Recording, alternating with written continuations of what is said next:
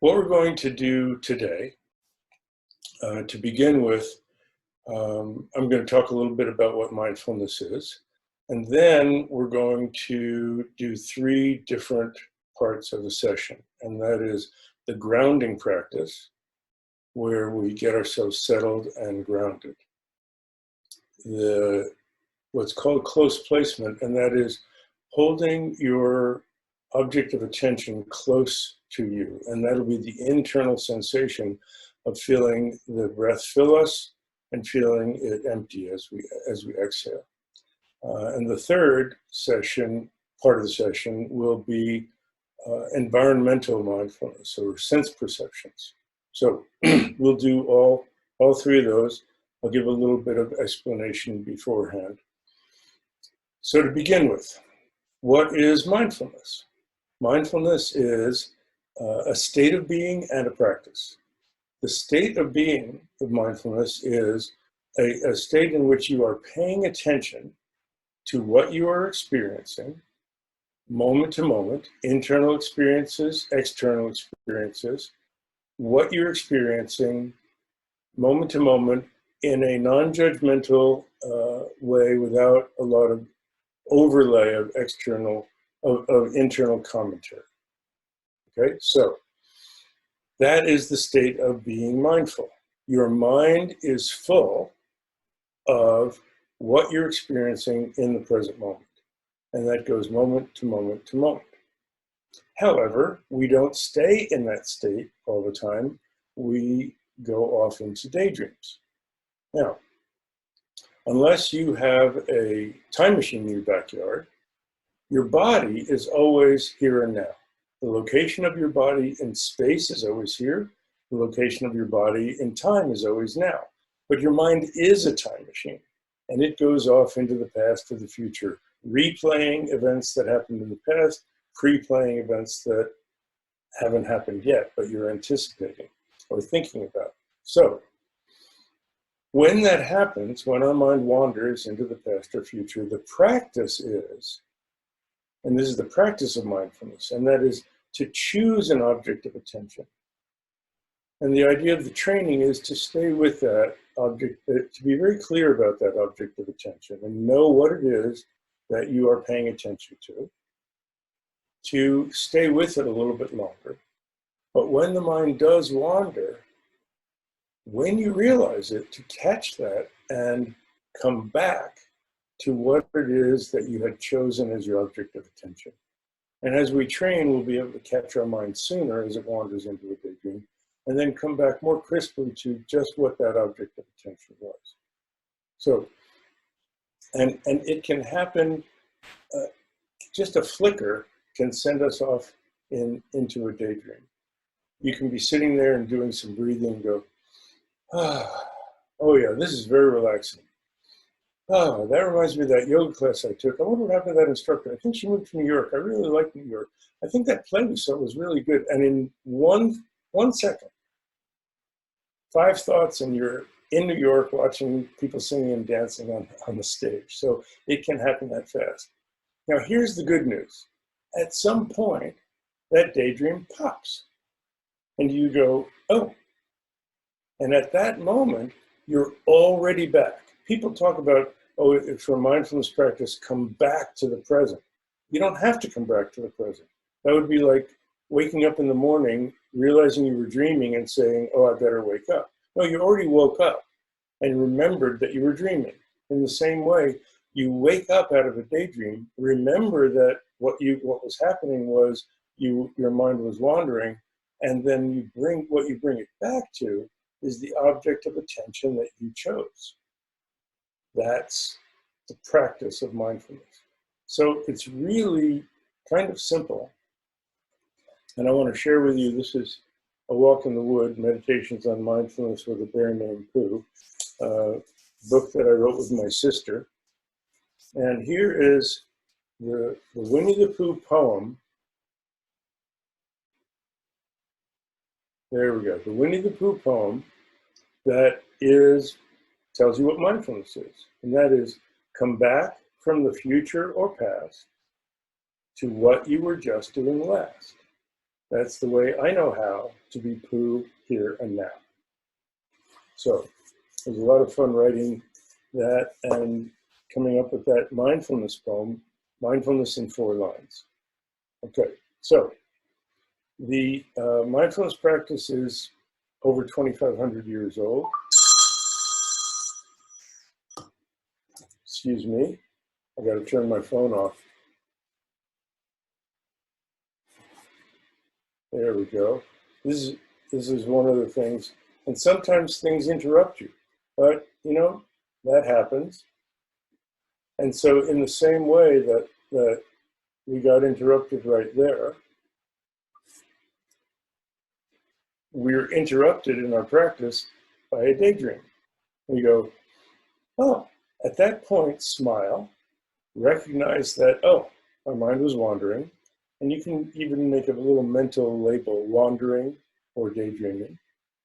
You don't want it to be negative. You don't want to beat yourself up for that because everybody's mind wanders. You just smile and go, oh, daydream. Back to what I was just doing last. And that is what you were paying attention to. Now, what I was just doing last was describing the history of mindfulness.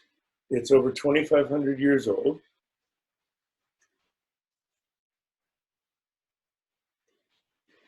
And it's presented as part of the Buddhist tradition, but it is the contemplative, psychological aspect of the tradition rather than the religious trappings that go along with it in the different cultures. And the original word in the ancient Indian language is sati.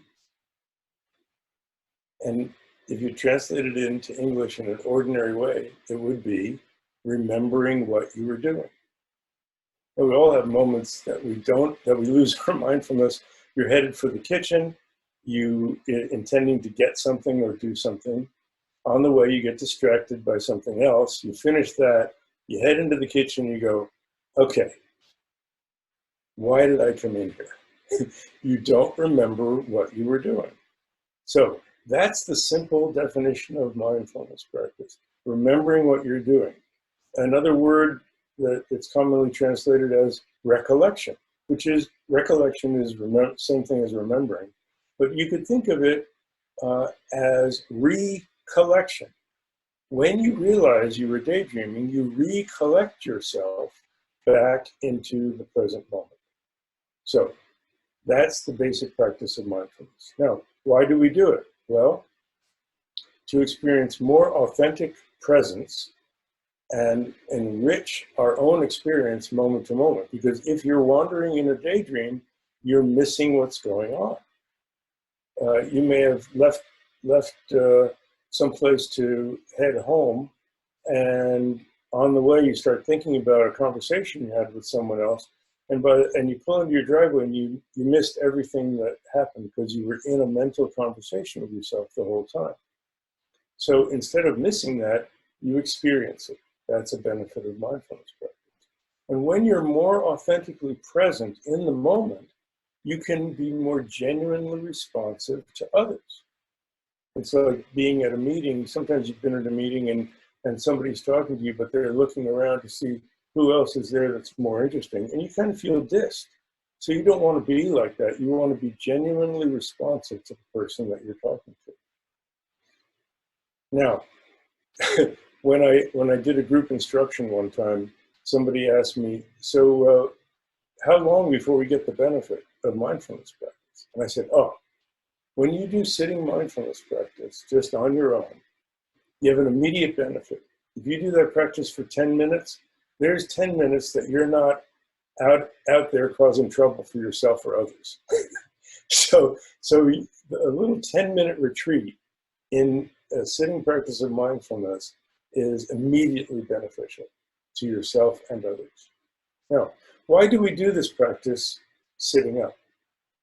Well, traditionally, it's been discovered over the 2,500 years, if you do the practice lying down, you tend to fall asleep.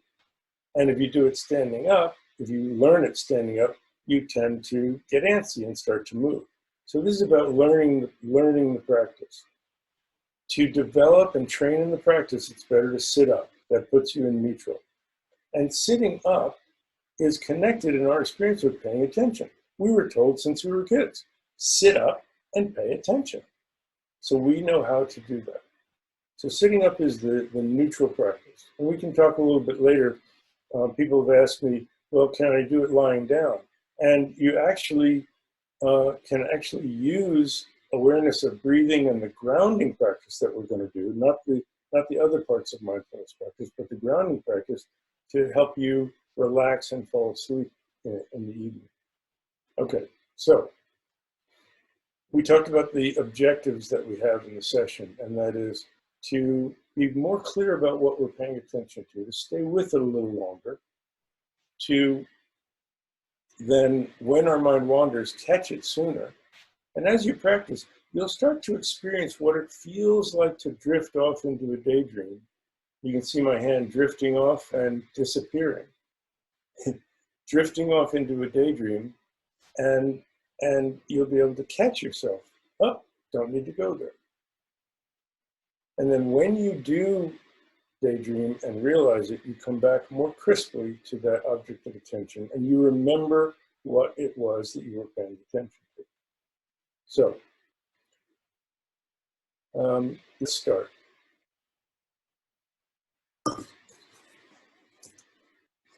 Now, to begin with, we want to have good posture. When I say good posture, I don't mean uptight and stiff. I mean erect, but not too stiff. And we want to feel like our spine is a tent pole, and the rest of our body is just like the canvas hanging from the tent pole before it's pulled out into a tent. If your chin floats up, you get kind of spaced out. If your head dips down, you get kind of sleepy. So you want to feel like the back of your neck is extending a little bit. And you notice when that happens, my chin comes in naturally. Let your shoulders just drop and hang there. And if you let your arms hang to your sides and leave the elbows where they are and swivel your hands over to palm down on your thighs just behind your knees. That's what you do with your hands and arms.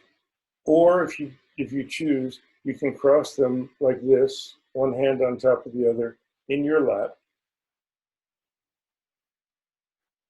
And as I said, back of the head extended, chin pulled in slightly, and your lips can be together or slightly parted.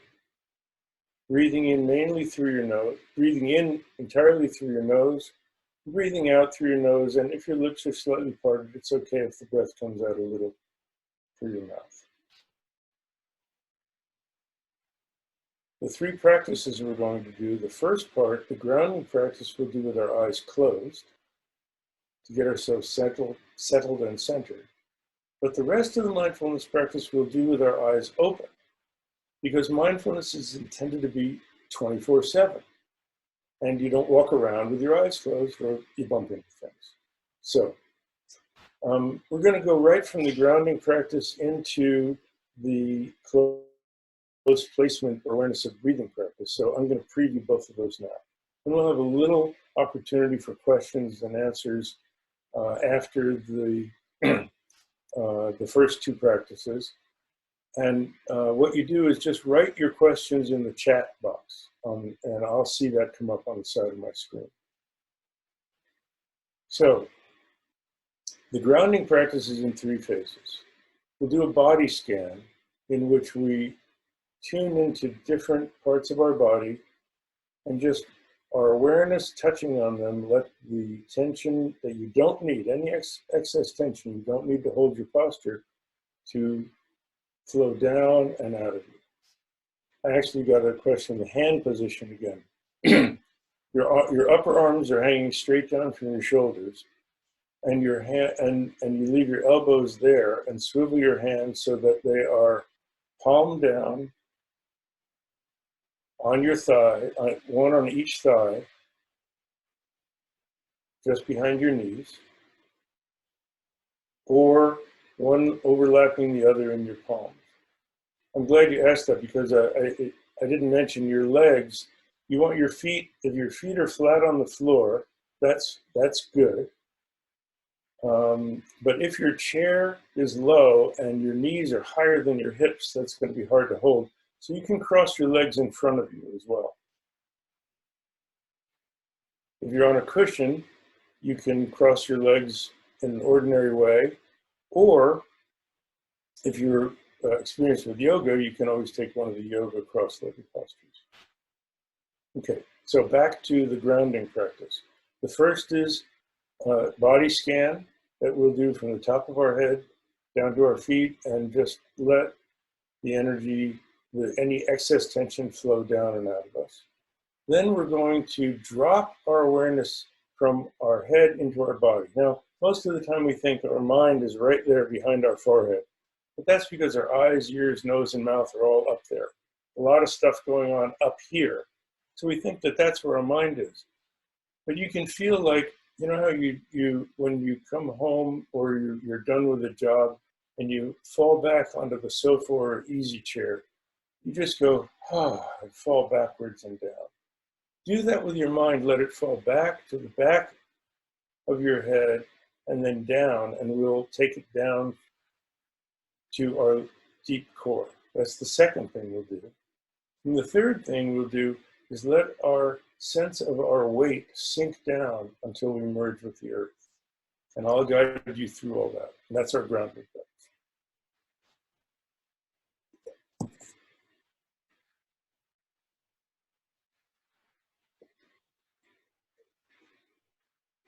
So, take that upright posture. Let your eyes gently close. And use your awareness to go from the top of your head, down past your forehead, eyes and ears, cheekbones, the back of your head, and your jaw. Sometimes we hold a lot more tension in our jaw than we realize. You can let it move a little bit. Let your jaw soften, and it's okay if your lips part just a tiny bit. If you feel there's still a lot of excess tension there, just clench your jaw for a second and then let it fall and relax. Let it drop and relax. Your neck, throat, shoulders, out to the points of your shoulders, collarbones and shoulder blades. Our shoulder area, we often hold a lot of tension. We feel like our shoulders are up by our ears. Just let them drop. You can lift them, let them drop. Upper arms, chest, and upper back, rib cage all around, lower back and deep belly. Again, more tension than we realize in the deep belly. And if you want to really feel and experience it, tighten that deep belly and then drop it, let it relax. Hips and pelvis, thighs, hamstrings, forearms and hands.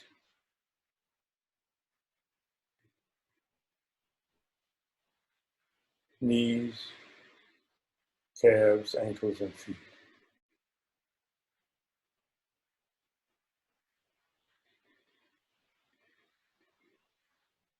Now again, return to your forehead and let your mind fall back and down the back of your throat, down past your shoulders and upper arms, down past your chest and back. It's like a leaf gently settling to the bottom of a pond. Let your awareness gently settle down past your solar plexus, past your navel, and let it rest a couple of inches below your navel, just in front of your spine in the deep core of your torso. You can feel your lower torso moving as you breathe in and out, like gentle currents at the bottom of that pond. It's quiet down there. Let your mind be there in that quiet place. And with each out breath, now let yourself sink down. Really sink into the chair or cushion that you're sitting on. Imagine that you're sinking down through the floor, sinking down and merging with the earth. It's as if your lower body is part of the earth. Your upper torso extending upward majestically like a mountain. And be aware of your breathing as an observer rather than a director. Just noticing it, coming and going without commentary. Shorter breaths or longer breaths, deep or shallow. Notice it coming and going like the wind. And relax your mind and let it be open. Feel like you have an open mind to whatever you're going to be experiencing. Open like the sky that spans and hovers above everything on the earth, overlooking it without judgment or partiality. Body like a mountain, breath like the wind, mind like the sky. And that's as grounded as you can be. Now let's begin a practice called close placement. Check your posture. And let your eyes gently open about halfway so that you're looking slightly downward without tilting your head down, but slightly downward, aware of the space around you that you're sitting in, aware of your body, aware of your posture, and the internal sensation that you're feeling as the body fills with air as you breathe in, that feeling of filling, the feeling of emptying as you breathe out. Your diaphragm is moving up and down, deep in your core, to pull air into your lungs and push air out of them, so that it makes you feel like, when you take a full breath, that you're pulling the air all the way down into your deep torso, the core of your torso. And that's where you're breathing out from. So that's the simple object of attention. The feeling of filling as you breathe in, the feeling of emptying as you breathe out, and awareness of your posture. And we'll do that for a minute or two.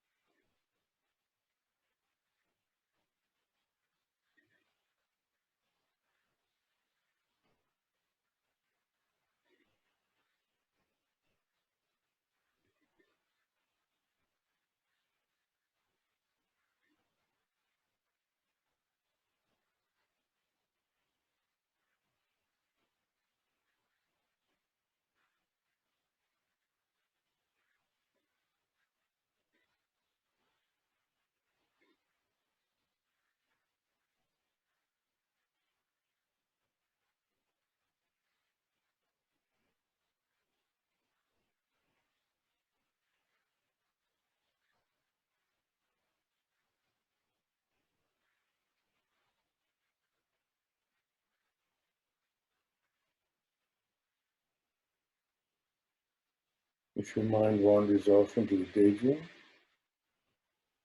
when you realize that you're already back, simply smile, think daydreaming or wandering, and reinvigorate your posture, and return to attention of the internal sensation of filling and emptying.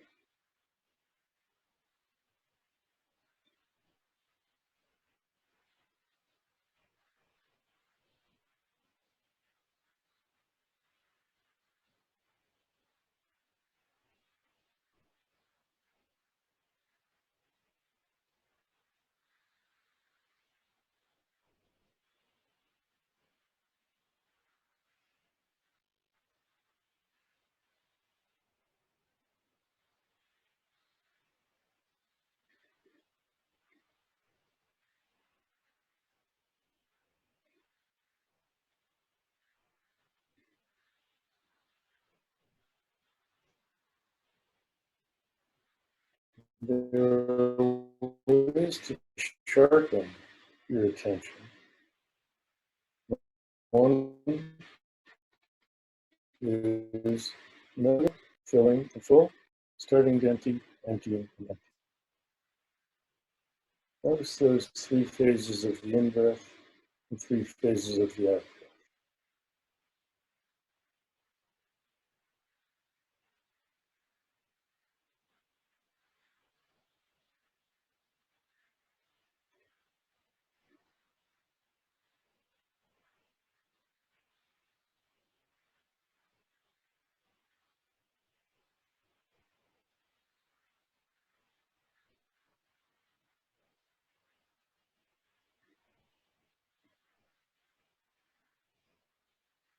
Another way is to count the breaths. In, 1, out, 2.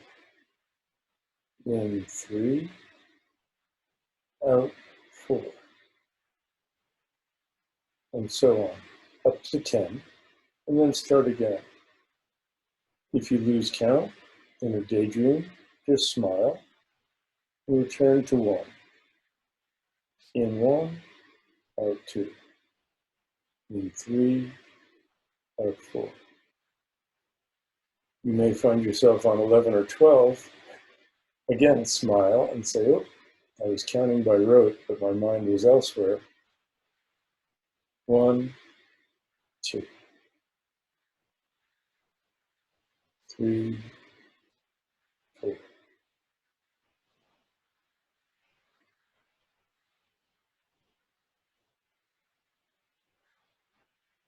And finally, a way to use this awareness of the breathing and tie it to emotion of feeling of kindness for yourself and others. As you breathe in, think, may I feel peace and happiness. And as you breathe out, think, may others feel peace and happiness. May I feel peace and happiness. May others feel peace.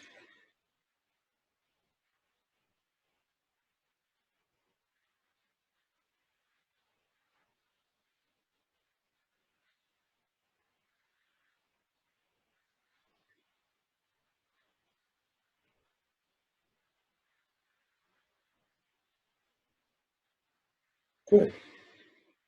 So that's the first two parts, the grounding and the close placement practice.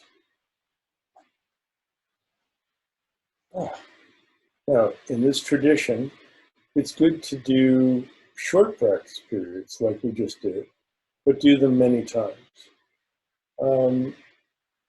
It's recommended, especially as you're learning the practice. You want to feel like you're eager to get back into it, rather than, oh my God, I survived that 45-minute session. I don't know if I can do that again. You want to be eager to get back. Now, you can find, if you look at your controls on your Zoom and look at the chat option, you can enter any questions that you have, and we will talk about those. While I'm waiting for people to post those, one typical question is people say, well, you know, sometimes I do this practice and I get drowsy and fall asleep. Well, it makes sense, because what you're doing is you're saying, I don't have to do anything and I don't have to think about anything. I just have to pay attention to my breathing going in and out. The only other time in our lives that we don't have to do anything or think about anything is when we go to bed. And we'd rather not think about anything then. So it triggers that feeling of like, I guess it's bedtime. And the other thing is we're so busy so much of the time. This is a sharp contrast. And suddenly there's nothing to do but be aware of our breathing coming in and out. It's kind of boring, and it's true. It is boring, so we get drowsy. Okay, so we have another chat, and that is, how can we reduce the mental chatter? Okay, how can we reduce the mental chatter? The idea of this practice is not to stop thinking. It's not to block thinking and have just a blank mind. It's to replace our thinking with our object of attention, our awareness. And so what happens is we become more familiar with the practice and start to catch ourselves earlier and earlier in the daydreaming, the mental chatter naturally subsides. But the whole point is to have a sense of humor about it. If you beat yourself up about the mental chatter and try to fight it, you actually fuel it. You add energy. We feed whatever we're paying attention to. So if you get upset about having the mental chatter, you invite more of it. Now, there is one practice that you can do if you feel like your mind is just inundated with blah, blah, blah, blah, blah, blah, blah, blah. Turn the tables on your mental chatter and just say, okay, I'm going to make that the object of my attention. Okay, I'm going to sit here and watch. Go ahead. Think. And you'll be surprised. Nothing shows up. Because when you're inviting it, not much happens. It's kind of like somebody who likes to tease other people. If they get a rise out of you, they keep coming back. If there's no rise, they move on to something else. So make that it's called reverse meditation, where you make that the object of your attention. Okay, so we have another question, and that is applying this to your putting game. Well, we're not going to do, we're not doing golf lessons today. We can do that, and we can do a private session if you'd like. But basically, for every golf shot before you start, I suggest doing a moment of the grounding practice. And you can do this not just for golf, for anything you're going to do. Before you engage in the activity, take a moment, take a breath, breathe it down, feel the ground. Breathe it down, feel the ground. And I'm going to talk a bit about that as well. So I do that before I start addressing the ball in any shot that I'm going to take, including putting.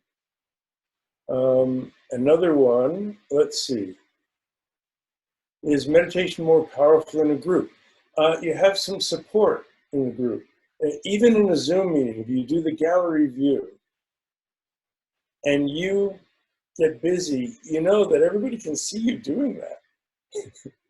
I've led a meditation session and watched somebody busy doing other stuff going on. Yet everybody can see you. So there is you can take advantage of the social pressure there.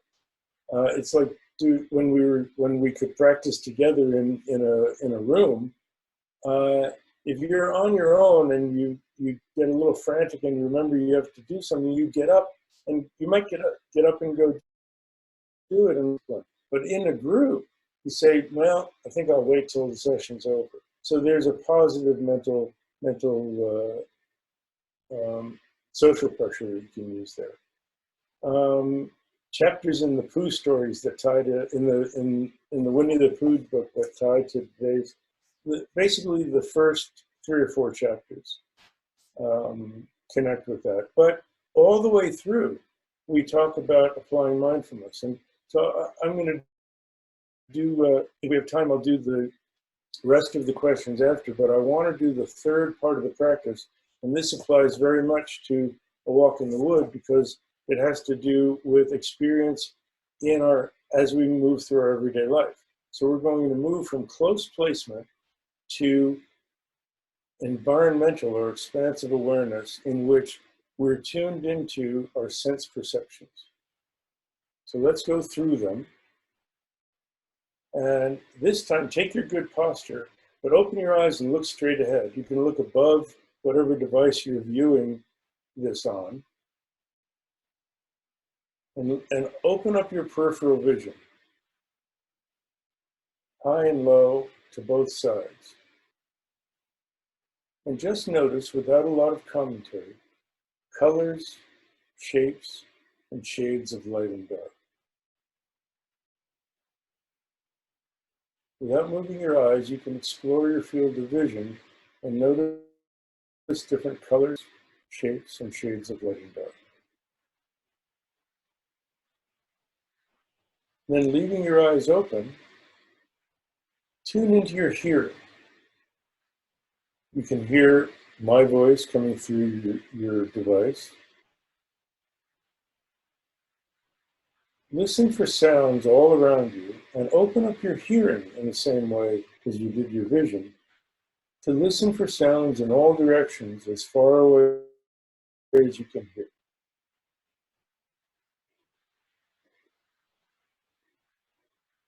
And then again, eyes open. Notice your physical sensations,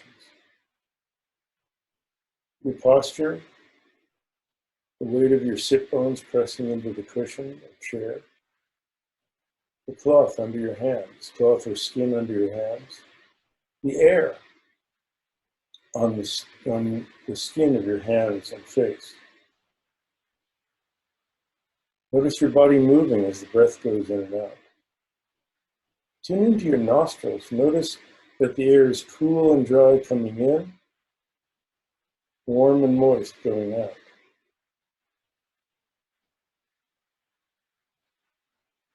You might even feel your pulse. There might be smells in the room around you. Shift and tune into smell.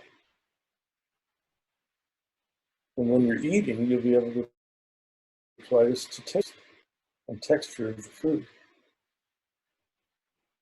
And finally,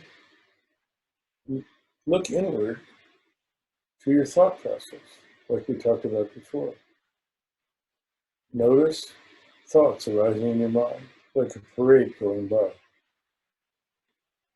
And it's only if you find yourself in the parade that you've lost your mindfulness and gone off into a daydream.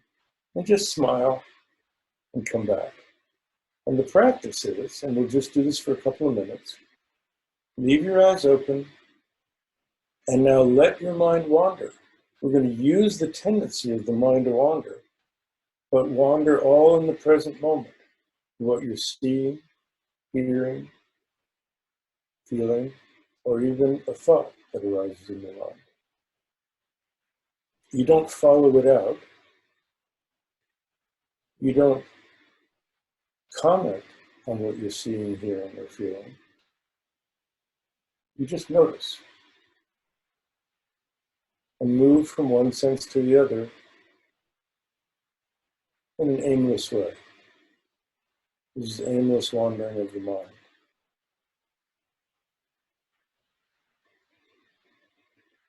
Again, if you get caught in a daydream, smile, come back to your body, breathe out to tune into your environment,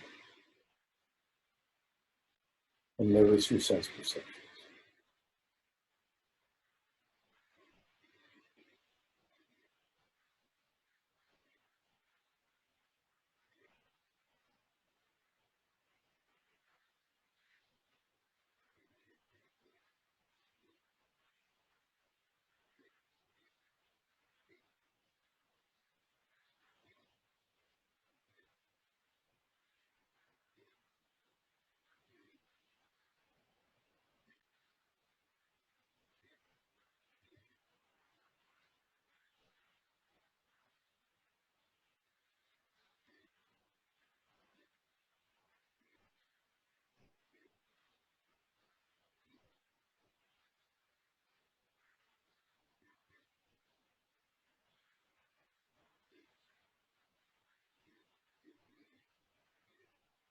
Good. Okay, so that was environmental awareness. Now, if you're going to do this practice on a regular basis, you start with a minute or two of grounding. The main part of the practice is the training in close placement, awareness of body and breath, and the practice of coming back when you wander into a daydream. And then for a couple of minutes at the end of the session, open up to environmental awareness.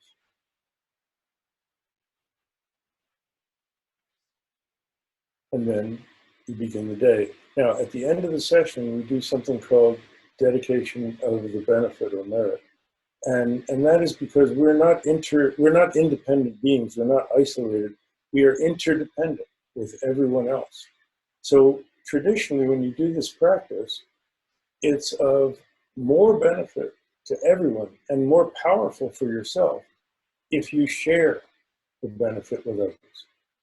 So we're going to do this now, and then we'll finish up with some questions. But just to put a punctuation on the three phases of the practice that we did, at the end, and I've got you on mute because otherwise it gets a little crazy if everybody hears this, but you can repeat after me this expression. May the practice I've just done, go ahead and repeat that. May the practice I've done be of benefit to others, repeat that,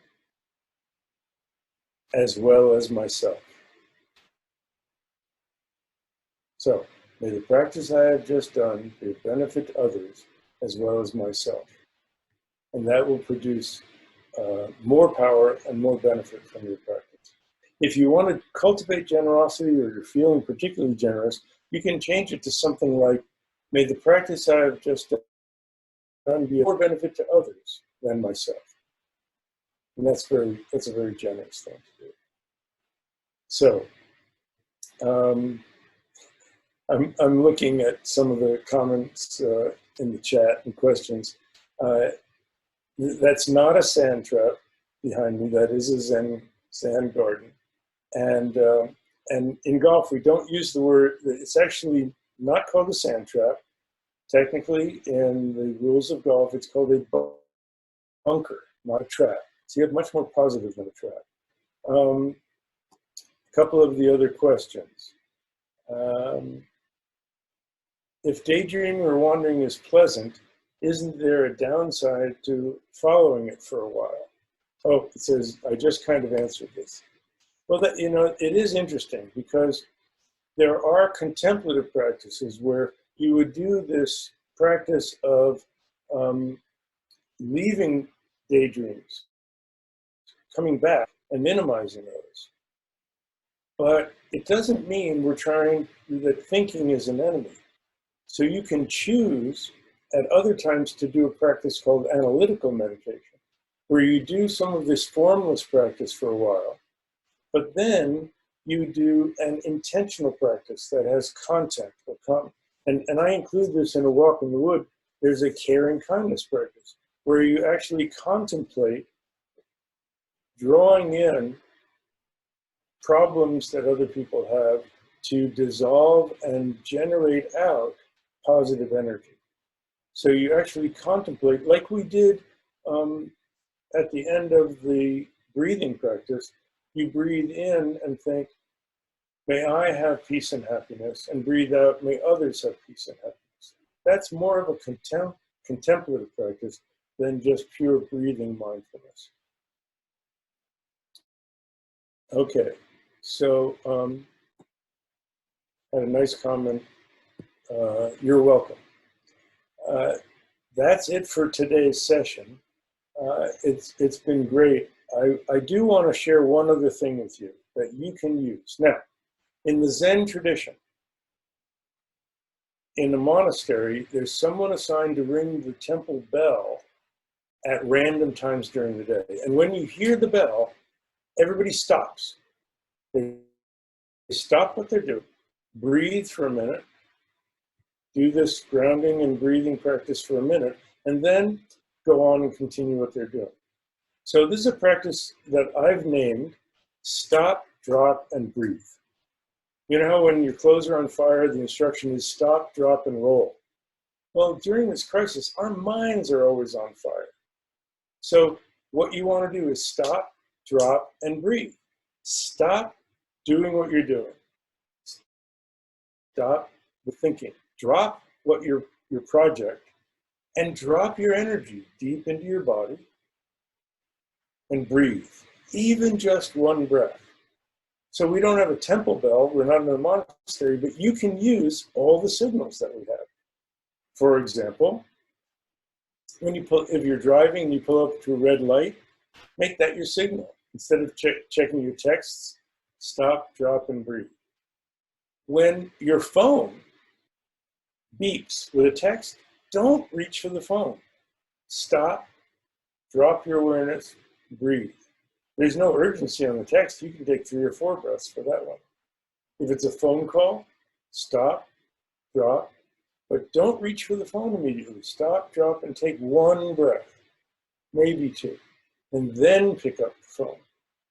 If your microwave beeps, you don't have to go instantly. Just stop, drop, take a breath, go. Microwave, toaster oven, any signals that you get from your computer. And if your computer is doing that circle thing where it's processing, great opportunity for meditation instead of impatience. So all of these are great things to do. And last, for the COVID crisis, we're supposed to wash our hands a lot for 20 seconds. Don't sing happy birthday a couple of times. Don't count 20 seconds.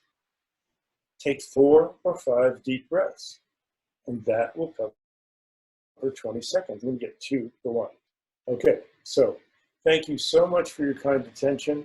We will be doing this again. And as I said, if you want to share this with other people, we will be posting it on the YouTube channel, Dr. Joe Parent, or you can go to my website, drjoeparent.com, all one word, drjoeparent.com, drjoeparent.com, and go to the free resources video library, and you'll see all of the access to the YouTube plays there. So thank you very much.